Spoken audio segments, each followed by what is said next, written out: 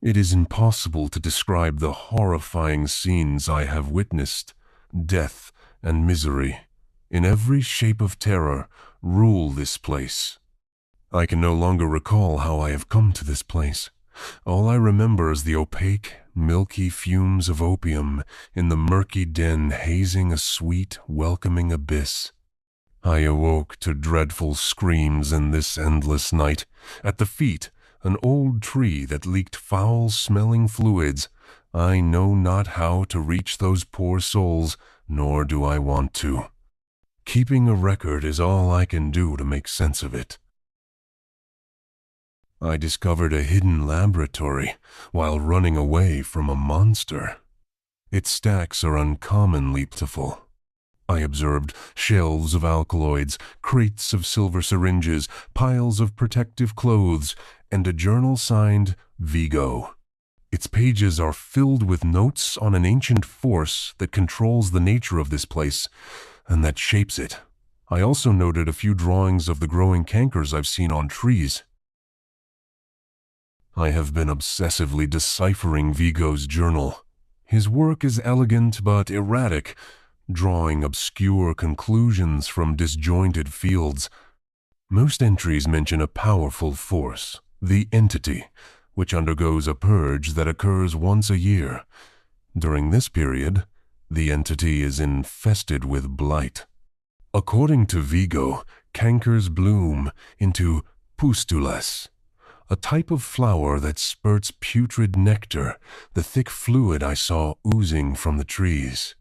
The last pages of the journal mention a serum distilled from the nectar, but the pages detailing its effects and preparation were torn out. I'm hiding in a dense strip of forest.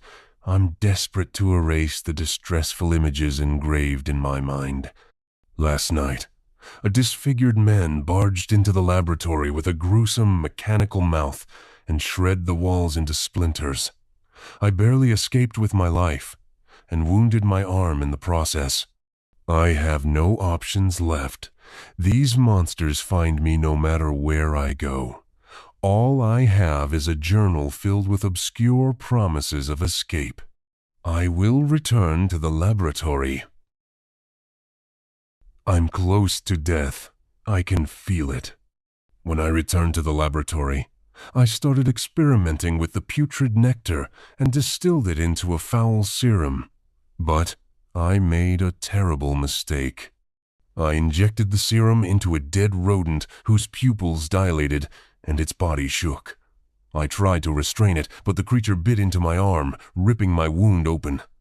I stopped the bleeding, but I fear the damage is done. I awoke to a terrible cry booming from the cellar and a violent bout of nausea. Through the vile ordeal, I started to recollect what had happened. Tainted with the foul serum, my wound had swollen with lymph, at which point my assailant returned. Most of our fight was a blur, but I can recall red tears trickling down his gruesome cheeks as I clawed at his face, and some moment later when I kicked him, sending him crashing into a brick wall.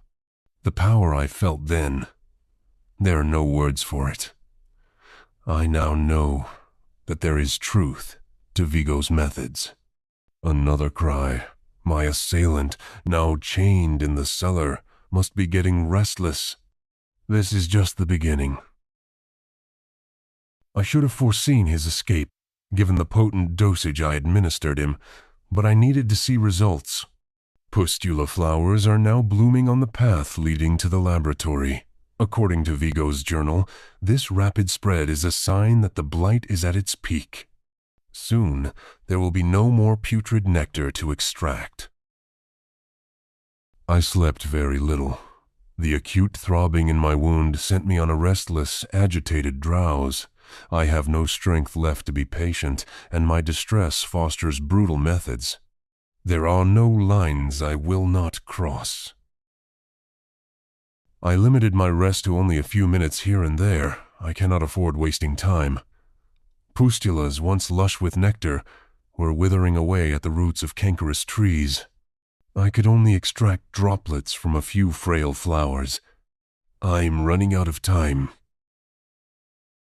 Based on Vigo's calculations, tonight is my last chance. I filled a syringe with the last drops of serum and injected it into my arm.